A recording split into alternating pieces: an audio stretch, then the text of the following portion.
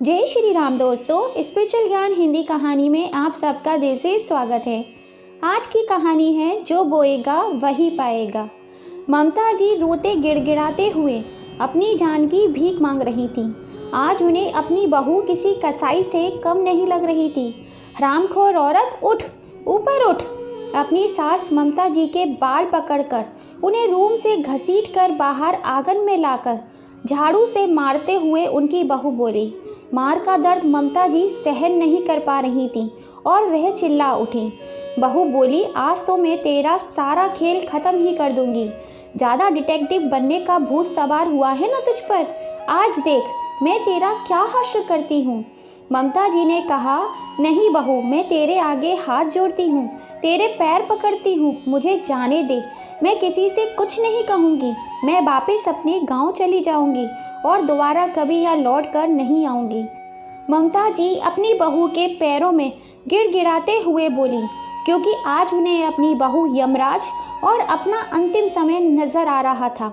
उन्हें इस बात का अंदाज़ा था कि आज यह कसाई मुझे मार ही डालेगी। तो वे दोनों हाथ जोड़कर अपनी जान की भीख मांगने लगी, पर उस जालिम बहू ने उनकी एक ना सुनी और उनके हाथ, पैरों और मुंह को बांधकर उन्हें नदी में फेंक दिया। और इस काम में वे अकेली नहीं थी, उसके साथ एक और लड़का भी था। ममता जी ने उसे पहले भी कई बार देखा था, लेकिन अब वह कुछ कर भी नहीं सकती थी। वह झटपटा कर ही रह गई और देखते ही देखते नदी के तेज बहाव में बहती चली गई। अब उस बदचलन बहू ने चैन की सांस ली। अपनी सास को नदी में धक्का देकर वह अब निश्चित होकर अपने घर लौट आई और आकर रोने धोने का नाटक करने लगी और अपने पति आलोक को ऑफिस से तुरंत घर आने को कहा। अपनी आंखों में लाल मिर्च डाल डालकर आंखें लाल कर ली, जैसे कब से रो रही हो। जैसे ही ममता जी का बेटा आलोक घर आया तो उसने देखा घर का दरवाज़ा खुला पड़ा है और अंदर से उसकी पत्नी के रोने की आवाज़ आ रही थी। वह जैसे ही घर के अंदर आया तो देखा उसकी पत्नी रोए जा रही थी।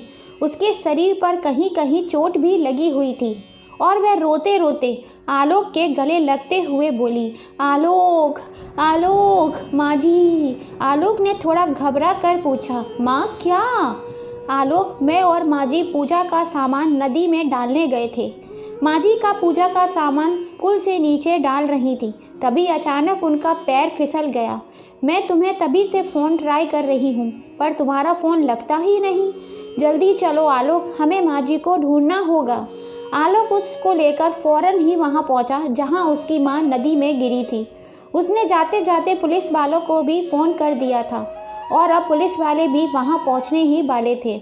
जब तक आलोक उस जगह पर पहुँचा तब तक पुलिस भी वहाँ पहुँच चुकी थी। आलोक ने पुलिस को सारी वारदात बताई और बोला, किसी तरह मेरी माँ को ढूंढ दीजिए। वह गांव से मेरे पास कुछ दिन रहने के लिए आई थी। अगर उन्हें कुछ हो गया तो मैं अपने आप को क्या जवाब दूंगा? प्लीज़ सर, कुछ कीजिए। और ममता जी को ढूंढने की हर मुमकिन कोशिश की गई, लेकिन सिवाय नाकामयाबी के कुछ भी हाथ नहीं लगा।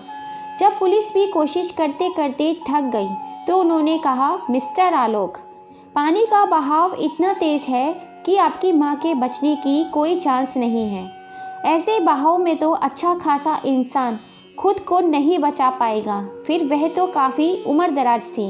और थक हार कर आलोक ने भी यह मान लिया कि उसकी माँ जिंदा नहीं है, पर भगवान को कुछ और ही मंजूर था। उसने ममता जी की ज़िंदगी में अभी मौत नहीं लिखी थी। एक नाव चलाने वाला शाम को जब नाव चलाने के लिए नदी के किनारे गया, तभी उसकी नज़र एक बूढ़ी औरत जो बेहोशी की हालत में नदी के किनारे पड़ी हुई थी। उसके हाथ, पैर और मुंह बंधे हुए थे। उसने तुरंत ही अपने गांव वालों को बुलाया और वे उन्हें लेकर गांव के सरकारी अस्पताल पहुंचे। डॉक्टर ने उनका इलाज किया और कुछ दिनों के बाद ममता जी को होश आ गया। पहले तो वो घबरा गई, फिर होश में आते ही चिल्लाने लगी, नहीं, मुझे मत मारो, मुझे छोड़ दो, मैं किसी से कुछ नहीं कहूँगी। उन्हें अस्पताल की लेडीज डॉक्टर ने शांत कराया और कहा, आप निश्चित रहिए माँ जी, यहाँ आप बिल्कुल सुरक्षित हैं। यहाँ आपको कोई कुछ नहीं कह सकता। उस डॉक्टर की बातों को सुनकर ममता जी थोड़ी सी शांत हुई तो उस डॉक्टर ने पूछा, माँ जी, आप यहाँ तक कैसे पहुँची? आपकी ये हालत किसने करी? और जब आप हमें मिली थी तो आपके हाथ पैर भी बंधे हुए थे, जैसे किसी ने जानबूझकर नदी में धकेला हो। पहले तो ममता जी थोड़ी सी भावुक हो गई। फिर उन्होंने लेडी डॉक्टर को अपने ऊपर हुए अत्याचारों की सारी बात बताई। वह बोली, बेटी, आज से 8 महीने पहले मेरे बेटे की शादी हुई थी। उसने अपनी मर्जी से शादी की थी, लेकिन बेटी की खुशी के खातिर हम सब ने जल्दी ही बहू को अपना लिया था। महीने भर में ही हमसे तंग आ गई। उसने कहा कि वह गांव में नहीं रह सकती, उसे शहर में ही रहना है। उसने मेरे बेटे से कहा कि हम किराए के मकान में शहर में रह लेंगे, जैसे पहले रहते थे। बेटा राजी नहीं था, लेकिन बहू की जिद के आगे झुक गया और उसे लेकर शहर आ गया। हम गांव के सरपंच थे, तो इसीलिए गांव में ही रहकर उनकी ज़मीन जायदाद खेती बाड़ी उसे संभालने के लिए गांव में ही रहना बहुत ज़रूरी था। इसलिए बहू और बेटा शहर में आकर रहने लगे और मैं गांव में अपना काम संभाल रही थी। उस लेडी डॉक्टर ने कहा, पर माँ जी, आपके पति? ममता जी बोली, अब से 1 साल पहले सांप के काटने की वजह से उनकी मृत्यु हो गई थी, इसलिए सारी जिम्मेदारी मुझे खुद ही उठानी थी। अब 1 महीने पहले ही मुझे बेटे का फ़ोन आया। उसने कहा कि माँ, आप दादी बनने वाली हो। मेरी खुशी का ठिकाना ही नहीं रहा और मैं अगले ही दिन अपने बेटे के पास पहुँच गई।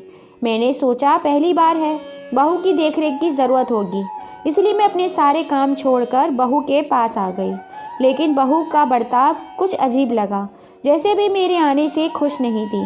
मुझे लगा शायद माँ बनने वाली है, इस वजह से 1-2 दिन में सब कुछ ठीक हो जाएगा। तीसरे दिन मैंने बहू को किसी फ़ोन पर बात करते हुए सुना। मैं फ़ोन पर कह रही थी, मुझे इन सब झंझट में नहीं पड़ना यार, अभी तो मेरी ज़िंदगी शुरू हुई है और बच्चा पैदा करके अभी से मैं अपनी ज़िंदगी नरक नहीं बनाना चाहती। अभी तो मेरे घूमने फिरने और मौज मस्ती करने के दिन है। मुझे अभी यह सब कुछ नहीं चाहिए। अभी मैं अपनी लाइफ एंजॉय करना चाहती हूँ।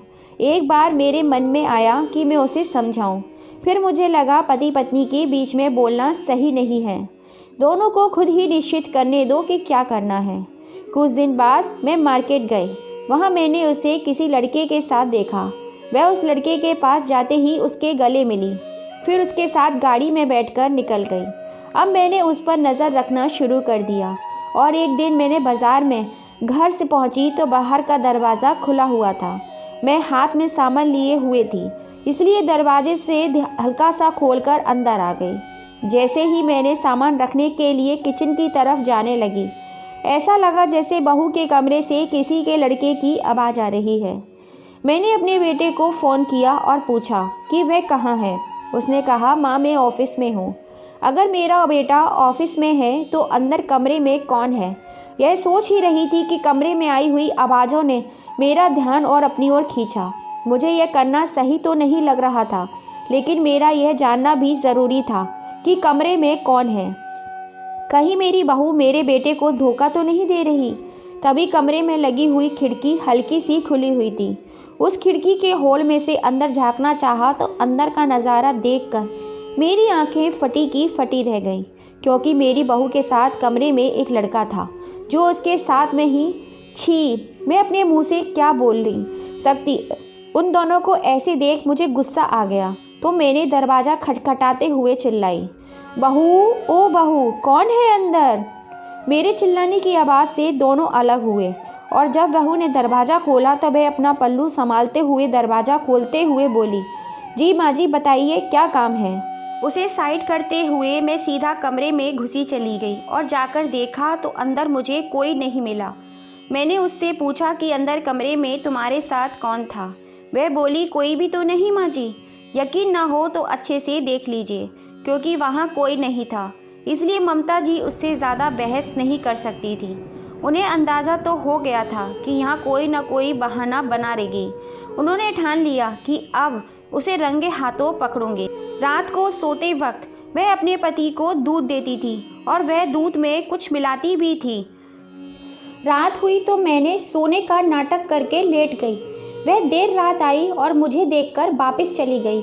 जाकर उसने दरवाज़ा खोला और घर में फिर से कोई दाखिल हुआ। थोड़ी देर के बाद फिर से मुझे बहू के कमरे से आवाज़ आने लगी, जैसे 2 लोग आपस में बातें कर रहे हों। लेकिन वह आवाज़ इतनी धीमी थी कि मैं कुछ समझ ही नहीं पा रही थी कि क्या बात हो रही है।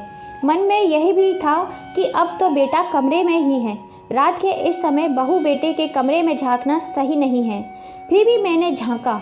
मैंने देखा कि मेरी बहू और वही लड़का बेड पर लेटे हुए थे और मेरा बेटा मुझे वहाँ कहीं भी दिखाई नहीं दिया। कमरे के पास आकर आवाज़ थोड़ी सी साफ हुई। अब मैं सुन पा रही थी कि अंदर क्या बातें हो रही थीं। मेरी बहू उस लड़के से कह रही थी कि मैंने तुमसे कहा था ना कि मुझे अभी ये बच्चा नहीं चाहिए, मेरी ज़िंदगी पड़ी है, बाद में देखा जाएगा, पहले थोड़ा लाइफ एंजॉय तो कर लें। वह लड़का भी बोला हाँ बिल्कुल, क्यों नहीं। कहते हुए दोनों फिर से अपनी बेशर्मी में लीन हो गए। इस बार मैंने तुरंत दरवाज़ा खटखटाने की बजाय अपने बेटे को ढूंढना चाहा, लेकिन मैंने पूरा घर देखा, वह मुझे कहीं नहीं दिखा। और मेरी बहू और वह लड़का यह भी कह रहे थे कि जल्दी ही आलोक को निपटाना होगा, तभी प्रॉपर्टी मेरी बहू को मिलेगी और फिर वे दोनों मज़े से अपनी पूरी ज़िंदगी ऐसे गुजारेंगे।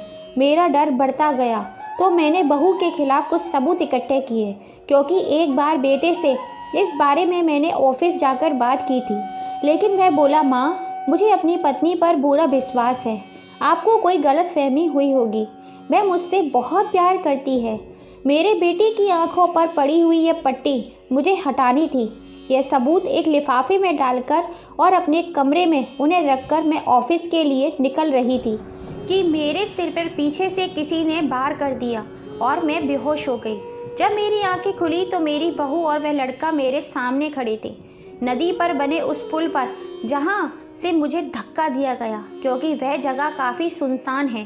शाम के समय वहाँ कोई आता जाता नहीं है, इसलिए वे लोग मुझे ख़त्म करने के इरादे से वहाँ लेकर पहुँचे और मेरे हाथ पैर बांधकर मुझे नदी में ढकेल दिया। बताते हुए वह रोने लगी और यह सब सुनकर वह लेडी डॉक्टर भी भावुक हो गई। उन्होंने ममता जी को तसल्ली देते हुए कहा, परेशान मत होइए माँ जी, ईश्वर जो करते हैं अच्छे के लिए ही करते हैं। तभी तो इतनी तेज बहाव और हाथ पैर बंधे होने के बावजूद भी आप जिंदा बच गईं, क्योंकि उस दुष्ट औरत से तुम्हें अपने बेटे को बचाना था, वरना यह किसी भी समय तुम्हारे बेटे की जान ले सकती है। और इस तरह की औरतें पैसे के लिए कुछ भी कर सकती हैं। यदि तुम्हें हमारी कोई भी मदद चाहिए तो बताना, हम ज़रूर तुम्हारी मदद करेंगे, तुम घबराना मत, हम तुम्हारे ही साथ हैं। ममता जी 1-2 दिन में पूरी तरह ठीक हो गई और अब वह सीधा अपने ससुराल पहुंची और अपने देवर गोविंद जी को सारी बात बताई और उनसे अपने बेटे की जान बचाने को कहा। गोविंद जी अपने गांव के मुखिया थे, उनके आगे अच्छे अच्छों की बोलती बंद हो जाती थी और 4-4 लोगों को वह अकेले ही संभाल सकते थे। गोविंद जी बोले, देखो भाभी, अभी हमारा आलोक उस लड़की की बातों में आ गया है, जब तक कि हम उसकी सच्चाई आलोक के सामने नहीं ले आते तब तक हम कुछ भी नहीं कर सकते, नहीं तो वह लड़की आलोक का सहारा लेकर हमें ही हरा देगी, चाहे हम सही क्यों ना हो। इसलिए सबसे पहले हमें आलोक की आंखों पर पड़ा हुआ पर्दा हटाना होगा, जिसके लिए उन्होंने एक योजना बनाई। अगले ही दिन गोविंद जी अपने बेटे और भाभी ममता के साथ शहर पहुंचे और जाते ही अपनी योजना के अनुसार काम करने में लग गए। सबसे पहले जाकर उन्होंने एक होटल में कमरे बुक किए, क्योंकि उन्हें कुछ दिन यहाँ रुकना पड़ता। इन सारी सब चीज़ों में समय तो लगता ही है। थोड़ा सा विश्राम करके अगले ही दिन से सब अपने अपने काम पर लग गए। गोविंद जी के बेटे ने एक पत्र लिखा, जिसमें उसने लिखा, तुम्हारी माँ का एक्सीडेंट नहीं हुआ बल्कि उन्हें मारा गया है, और उन्हें किसने मारा है यह जानने के लिए तैयार हो जाओ। और हाँ, इस बारे में किसी को भी मत बताना, किसी को भी मतलब किसी को भी नहीं, अपनी पत्नी को भी नहीं। सच जानना चाहते हो तो आज शाम 6 बजे वहीं पर मिलना जहाँ से तुम्हारी माँ गिरकर मरी थी, क्योंकि आलोक भी सच्चाई जानना चाहता था, इसलिए वे समय से पहले ही उस जगह पहुँच गया जहाँ से ममता जी को धक्का दिया गया था। 6 बजते ही वहाँ एक गाड़ी आकर रुकी, जिसमें से एक बूढ़ी औरत बाहर निकली, जिसे देखकर आलोक तो खड़ा का खड़ा रह गया, क्योंकि वह बूढ़ी औरत कोई और नहीं बल्कि आलोक की माँ थी, जिसे वह मरा हुआ समझ रहा था। आज उन्हें देखते ही आलोक दौड़कर अपनी माँ के गले लगा और रोने लग गया। माँ, आप मुझे छोड़कर कहाँ चली गई थी? मैंने आपको कितना ढूंढा, लेकिन आपका कुछ पता नहीं चला।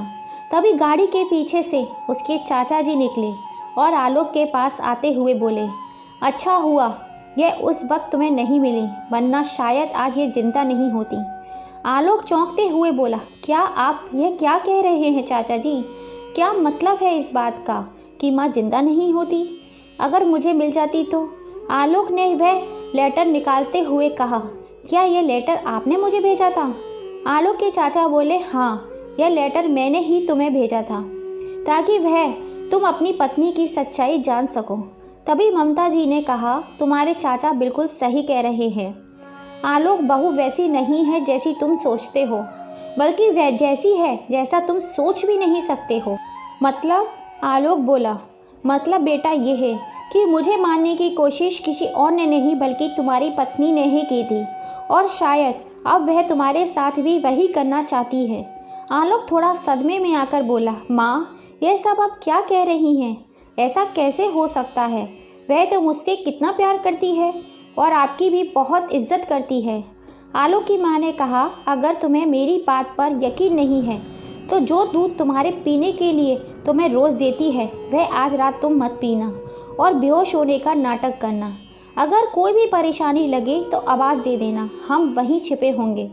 आलोक ने ऐसा ही किया।